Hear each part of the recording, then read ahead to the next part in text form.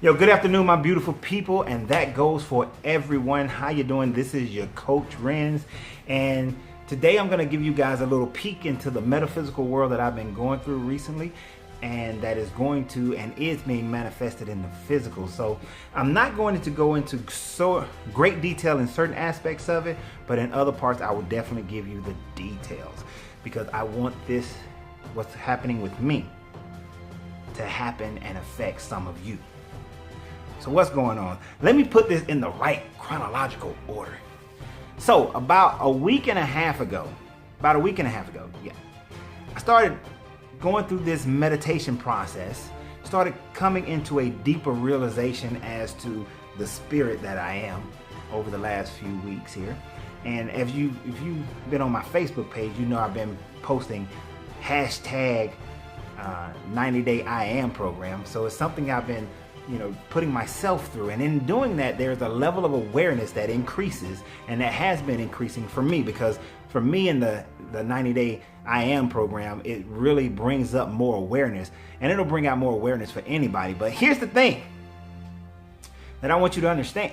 So I'm going through this process and I'm developing more awareness, and one of the things that I wanted to become more aware of during this process is to be aware of my position, my spiritual position, to be aware of my spiritual power, and to be more aware of the energetic flow of the planet that we're on, and how people move and how things move, and that awareness was increasing tremendously increasing, and I wanted it to increase at a point where I didn't have to focus on it. Kind of like you don't have to focus on breathing, you just breathe. It's something that you know it so well, it's so well known inside you that you don't even have to think about it. Your body just does it. So I wanted my awareness of the cosmic forces, the energetic forces, the metaphysical forces around me in the spiritual and in the physical to just be functioning where I don't even have to think about it. So that's one of the things I was working on. And in working on that, there are certain realizations that you have to come to that may seem uncomfortable for most people, but you have to come to that realization that you are far greater than what you think you are. It's kind of like when Yeshua said, in I believe John, is it not written that ye are gods? That kind of awareness that some of you may be turned off right there. You're like, oh Lord, here's another person talking about he's God. I am not the God, but you best believe I am a God. And that's one of the things that I had to come to a deeper realization of, because it's something that I already knew. I already knew my place in the glories of being with the Creator. So I already knew that, So I was just like, I just want to get deeper with it, know more about it, have more of an indwelling of it. So I have been working on that, right? And then lo and behold, 3 days ago, I'm on my way home. I get to an intersection that I usually don't think about. Now think about it, guys. How many times have you gotten somewhere and you went there so routinely? You see lights, you see certain cars movements, you see all these different things, but you're not even aware. You just do it and you just get to wherever you're going. So usually on my way home, I just get there without thinking about it. I don't think about the lights. I don't think about the direction. I don't think about the flow of traffic. None of those things. I just get there, right? So I'm going, and I get to this one intersection. Now here's the thing. My consciousness has seen multiple accidents at this intersection. Plenty of times. So I get to this intersection. Usually I'm the race car driver kind of person. When that light turned green, I'm hitting it. It's like, how when a light turned green, that person who blows their horn because you took you more than 1 second to start moving, I don't blow my horn at you, but internally I feel like I'm that guy. So when I'm the first car and that light turns green, usually boom, I'm gone. But I wasn't thinking about it. There was no warnings. There was no intuition or nothing like that. No outward thought process that I looked at the green light and paused. But had I started like I normally would have, I then saw what would have happened. And I literally mean this. I literally saw what would have happened. Freaked me out a little bit, but I saw what really happened. So in my pause, all of a sudden, over the hill, going about 60 miles per hour, is a Ford 350 dually truck. That's them big old trucks with the 2 wheels on the back, 4 wheels on the back, 2 on each side. Big dually truck carrying, dragging a water bowl. That's a big water tank thing. He's dragging it, going about 60 miles per hour, coming over the top of this hill. In my mind's eye, I could see where I would have been if I would have went like I normally would have. In my mind's eye, I saw him hit my car right on the driver's side, crushing my body, killing me. I saw it. As soon as he drove through, I saw the entire accident happen. But I just saw him. But the reality is he just drove flying straight through. And when he did, I went ahead and I started driving home, and I realized that if not for that higher awareness, because there's no way for me to see cars coming the opposite direction. There's no way I could have saw the car, saw the head. You can't even see the lights of the car if that truck, if it was coming. Y'all wouldn't even have seen that because of the way the intersection is designed. But just because I've been working on my awareness at a deeper level, I felt the energy. I felt the flow without having to think about it. And when I drove on, when I went on through, did I feel angst? Did I feel anxiety? Did I feel fear? Did I feel like this huge, oh, no, not even slightly. I felt peace. I felt calmness. It didn't even faze me that in any other time frame, that would have meant my death. I felt none of that. I felt nothing but peace. And I drove on realizing, sorry for the interruption, but I don't know where I left off either, because it's been like a really long time since I have come back to this, and I'm not going to start over. But anyway, I know I did not have any fear, that I felt so much peace and so much calmness in my spirit and in my being, just in my mind, like there was nothing that was disturbing me. And yet another interruption, but it's okay, it's okay. So moving right along, so like I said, I was feeling very peaceful and calm about the whole situation. So then I go home. And then I'm not going to give you guys every detail of the dream that I had that night. You have to understand, for me, I know I have a lot of deep dreams, lucid dreams. I sleep the cephalagios and binaural beats. I meditate before I go to sleep and avail myself to the astral plane plenty of times. So in my dreams that night, the main component that I want you guys to understand, and I spoke to a friend of mine who, I don't interpret my own dreams 90% of the time. Most of the time I go to someone else who has that gift, but I will interpret other people's dreams. But in the Native American shaman practices, it is not looked upon favorably to interpret your own dreams, because you will then try to make it be what you want it to be.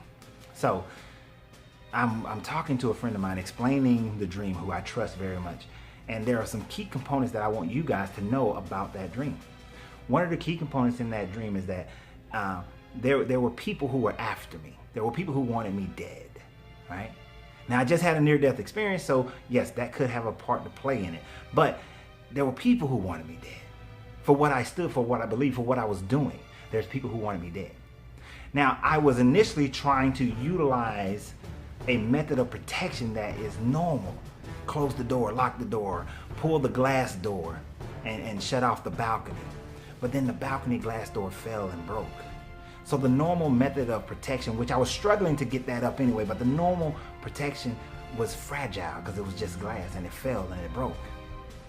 But then I had a sword. I had a sword in my closet. I had a sword that I owned, and I grabbed my sword.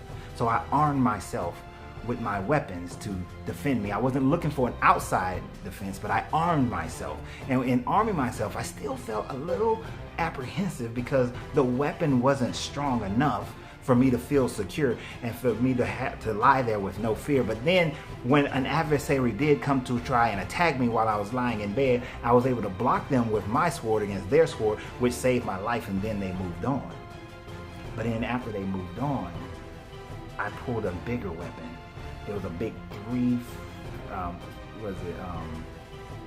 forgot the number, but it was a Magnum, 357 Magnum with an extra long clip and a shoulder harness.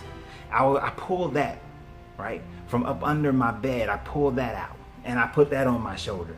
And when I pulled that out and I put that on my shoulder, now I got this big weapon, this big method of defense. I laid there peaceful, quiet, in perfect serenity. And guess what?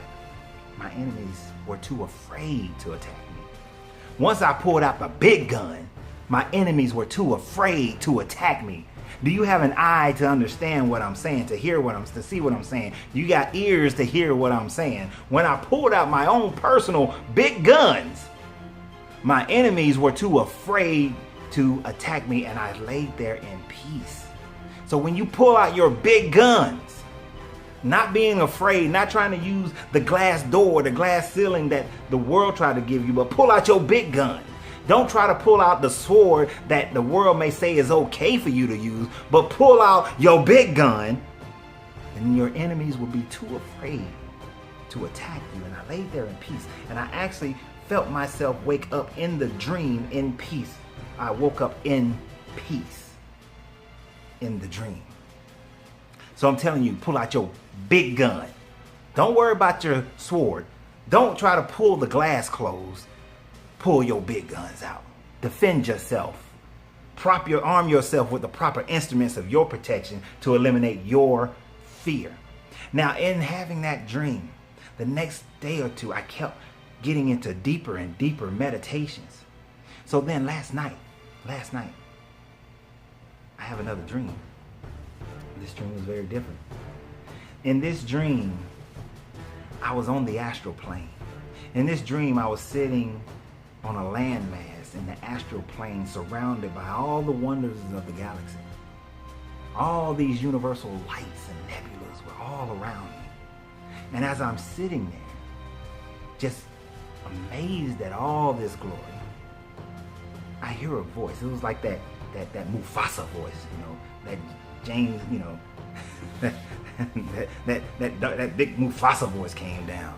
And that big Mufasa voice said, "See it, be it, believe it. See it, be it, believe it."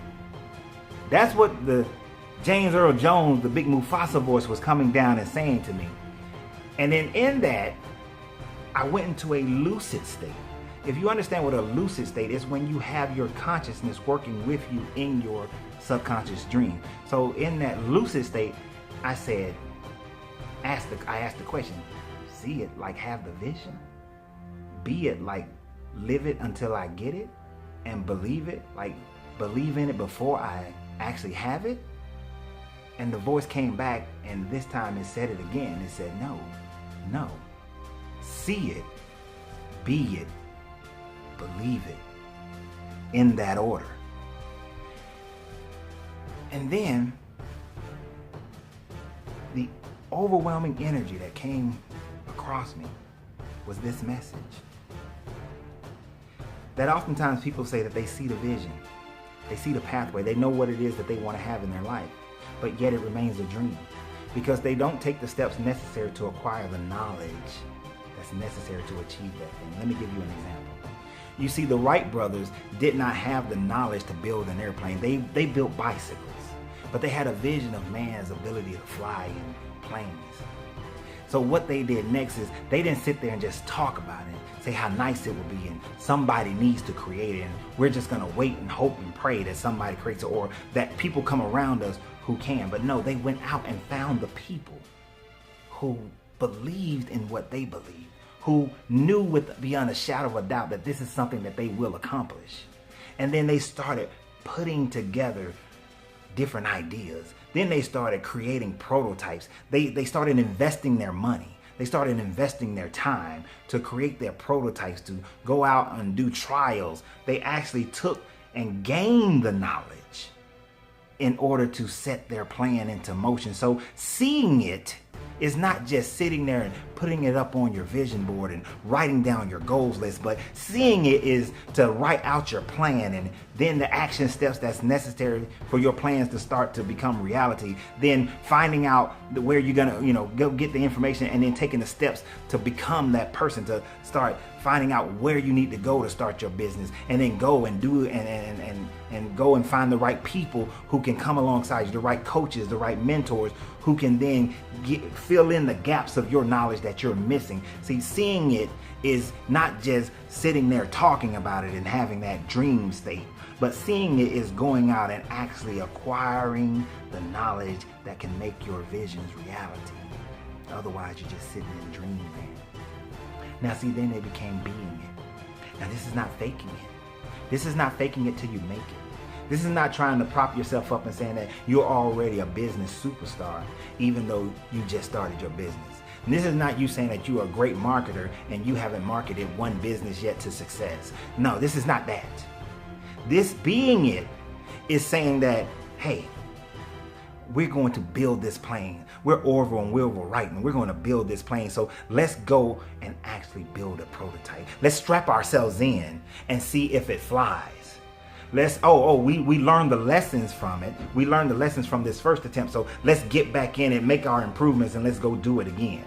You see, being it is saying that I'm a great marketer, so I went and I learned all the information about marketing, and now I'm going to go and find somebody's business. Maybe I'll do it for pro bono, maybe I'll do it for a lower fee, but I'm going to help this person take their business and market it to the highest level. Not market my business of marketing to people so I can market for them. That is not being it, but actually having proof that you can market, that you can take a product from A to Z, that you can build something. That's being it.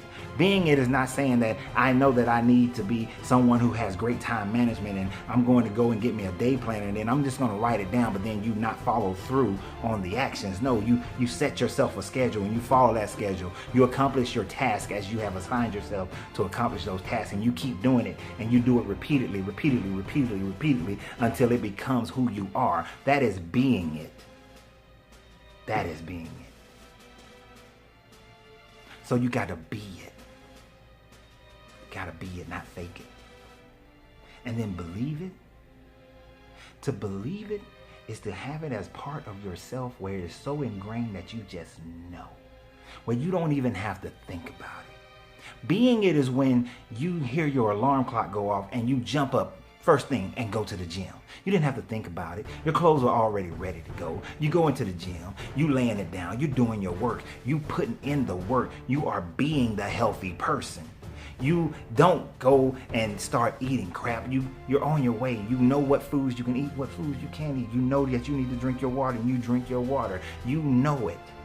Believing it is the fact that it has happened so much, that it is so part of you that you don't even have to think about it. Just like breathing. You don't have to think about breathing. You are being a creature that breathes. Being it is showing love to somebody without you having to forcibly do things to show them love. You just do it. If you're a loving person, you just do it. Think about a mother with their child or a father with their child. Do they hug their child because they think, oh, I need to hug my child, show them love so that they will feel love? No, they are loved, so they just hold their child, hug their child, kiss their child because they say, that's my child and I love my child. That is being it when you're being a father and a mother without having to think about it, without having to force yourself to do it. That is in the state of belief. You believe it to a point where it is part of your core and you just naturally do it without thought. You know, they say seeing is believing. When you see something and then you be something, then you will believe that something. You get in your car with the belief that it will work because you've gotten into your car over and over and over again and it worked.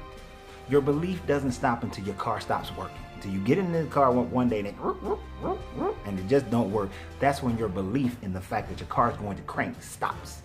But as long as you get in that car, you put that key in there and you turn the ignition, you believe it. Or you, depending on your car, you press the button. You have a belief because you know within your inner knower that it's going to crank up.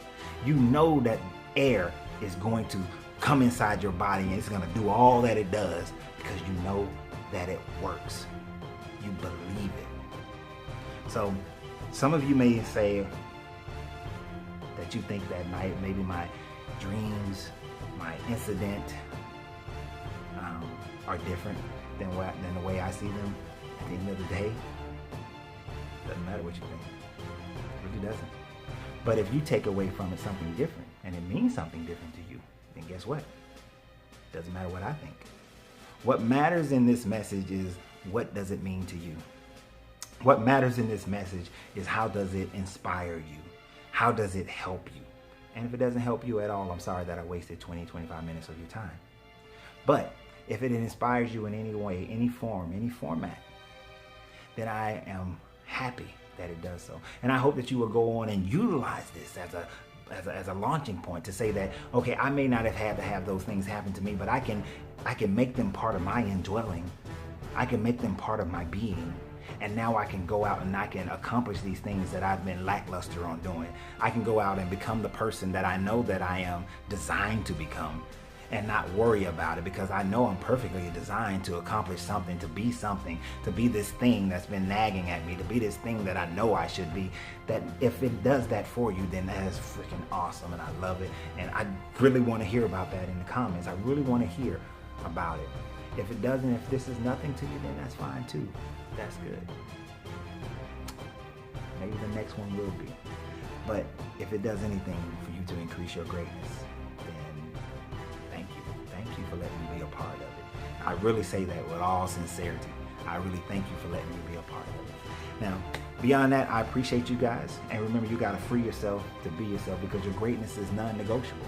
And we did start a Patreon account. So for those who really like my videos, I would ask you to become a patron. That way we can do bigger videos, better videos. We can get better equipment and get better editing software and all that kind of stuff, and just make this and be able to do 3-4 videos a day. So I look forward to it. I thank you guys. Your greatness is non-negotiable, and never let anybody stop you from being as great as you really are, because you are truly a wonderful, wonderful person.